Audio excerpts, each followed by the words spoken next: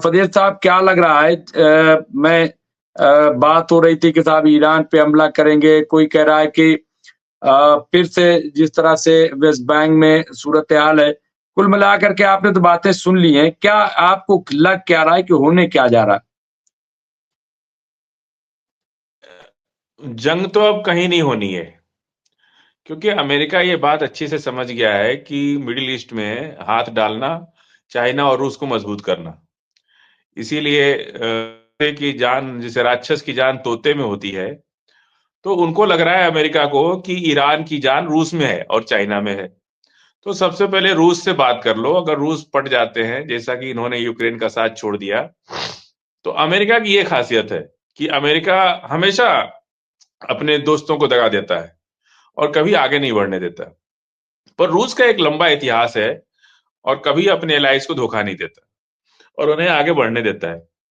इसलिए पहले दिन ही, जिस दिन ट्रंप जाने से 2-4 दिन पहले ही रूस ने कह दिया कि तेहरान से हमारे रिश्ते में कोई फर्क नहीं पड़ता। पहले एक शेर सुन लो, आपके लिए आया है, और करो ये सब।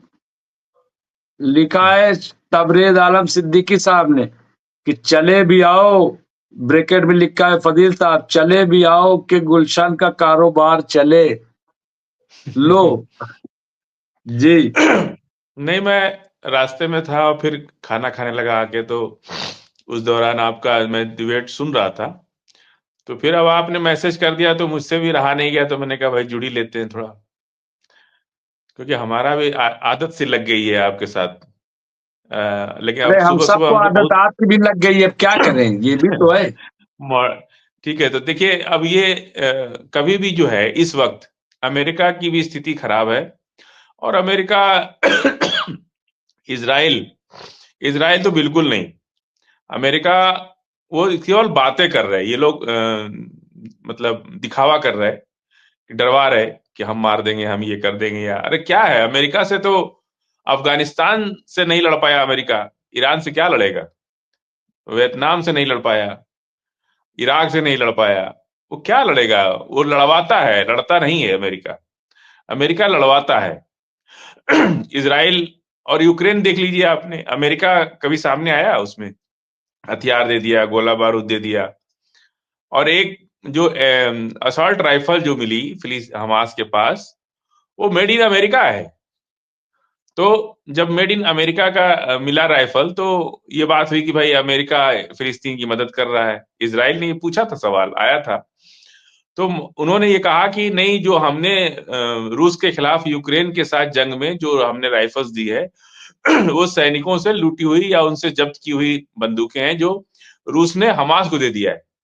अब सोचिए कि कनेक्शन कहां से कहां मिला हुआ है, ट्रांसफार्मर कहाँ है, पावर हाउस कहाँ है, और बिजली जा कहां रही है। इससे आप कनेक्शन देख लीजिए कि जो असल्ट राइफल अमेरिका की दी हुई यूक्रेन के सिपाहियों से जब्त किया रूस के सैनिकों ने, वो राइफल फिलिस्तीन चली गई, हमास के पास। आप सोचते हैं कि कितना गहरा रिश्ता है ये। और इसके चलते काफी डिस्टर्ब रहा इजराइल कि भाई ये क्या हो रहा है।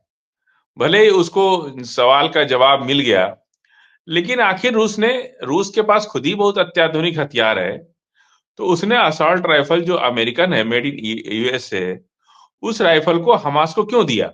ये भी तो एक समझने का विषय है ना। इसीलिए दिया कि उनको देख लो कि और तुम्हारे ही हथियार से तुम्हारे पर वार हो रहा है। तो अमेरिका जो है, अभी जंग में डायरेक्ट तो आ नहीं सकता। इसराइल की मदद वो 15 महीने से कर ही रहा है, और बाइडन तो इनसे ज्यादा मदद कर नहीं, रहे थे। और फजील साहब, अभी एक खबर ये भी आई, नूर सर ने अपडेट की थी कि इजराइल फिलिस्तीनियों को रोक ही नहीं सकता, उनको रिहा करने पर वो मजबूर होगा, क्योंकि बहुत अहम लोग हमास के कब्जे में हैं, जिसको इजराइल नहीं बता रहा है। आपने ये बात आज से 4 महीने पहले कही थी, जब आप नहीं थे तो मैंने उसका जिक्र किया कि फजील साहब ने जो बात कही थी कि ये रोक ही नहीं सकता, और जंग अभी फिलहाल, और इसीलिए प्रोटेस्ट में तो अब तो इजराइल की हालत बहुत खराब है फजील साहब, वहां पे बहुत ज्यादा गिरते जा रहे हैं जी। नहीं। इसीलिए जो है, देखिए, झाड़ू की एक तीली अगर निकल जाती है ना, तो झाड़ू बिखरने में टाइम नहीं लगता है। तो झाड़ू तब तक मजबूत है जब तक उसकी ग्रिप मजबूत है। अगर एक तीली उसमें से निकाल दिया जाए तो सबसे पहले उसकी ग्रिप कमजोर होती है, और जब ग्रिप कमजोर होती है तो तीलियां अपने आप बिखरने लगती हैं। यही नेचुरल लाइफ में इंसान के साथ और कंट्री के साथ भी यही होता है।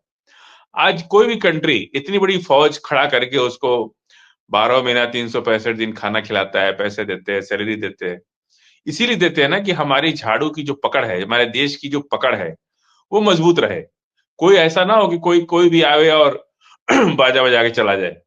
इसीलिए ये सारे खर्चे किए जाते हैं। जीडीपी का एक बहुत बड़ा हिस्सा हम लोग का भी डिफेंस में जाता है। हर कंट्री खर्च करती है, और जितना खर्च करती है अमेरिका उससे होशियार है, वो बाकी लोगों से ले लेता है। तो दुनिया में झगड़े कराने का भी काम भी तो अमेरिका करता है। लेकिन अब एक चीज जान लीजिए आप, उससे तो हर कंट्री अपना सजग रहता है, लेकिन आईडीएफ अब जंग करने के तैयार नहीं है। उसका मनोबल गिर चुका है।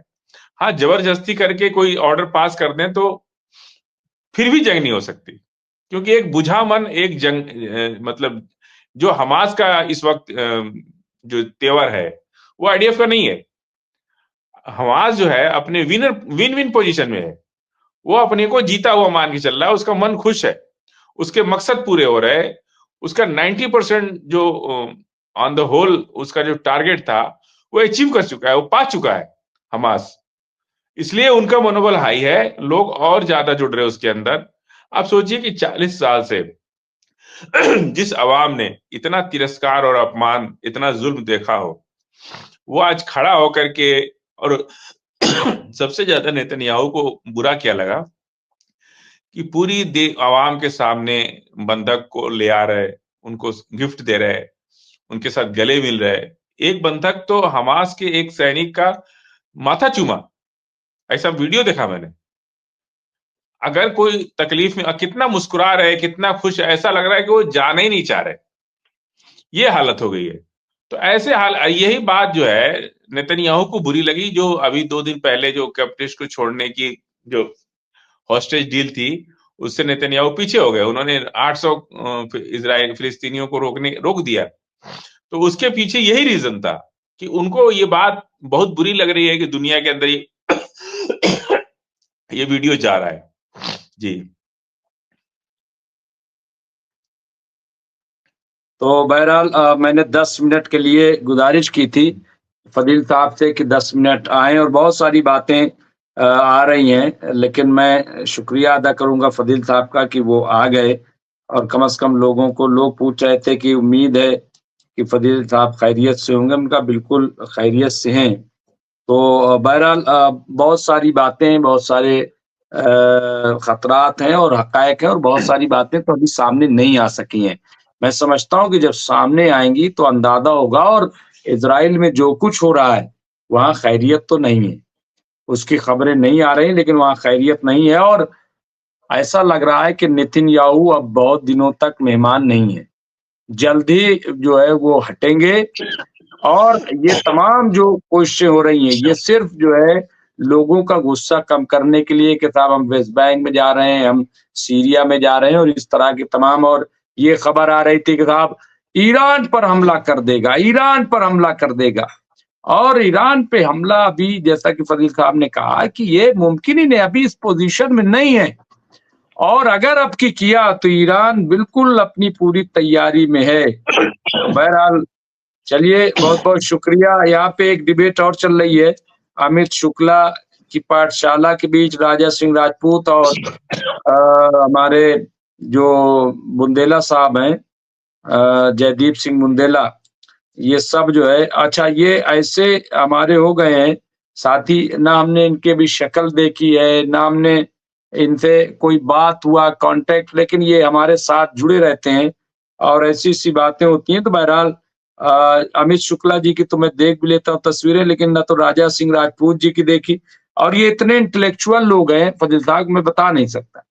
इनकी गुफ्तगू जो है वो इतनी लॉजिकल होती है, इतनी सटीक होती है कि बड़ा, मुझे खुद बड़ा अच्छा लगता है इनको पढ़ते हुए जब मैं देखता हूँ। शुक्ला जी, अचल जी का बयान सुन लो, यूट्यूब पे मिल जाएगा, और वो अलग अलग बातें चल रही। बहरहाल तो तमाम लोगों का बहुत बहुत शुक्रिया जो हमसे जुड़े, और फजील साहब आपका कि हमारी गुजारिश पे आप आए। उम्मीद है कि चाहे 10 मिनट के लिए ही किसी तरीके से शुरू में जुड़ लें, या जब तक आप वहाँ हैं। उसके बाद जब दिल्ली आ जाएंगे तब तो इंशाल्लाह रहेंगे। तो बहुत बहुत शुक्रिया फजील साहब आपका।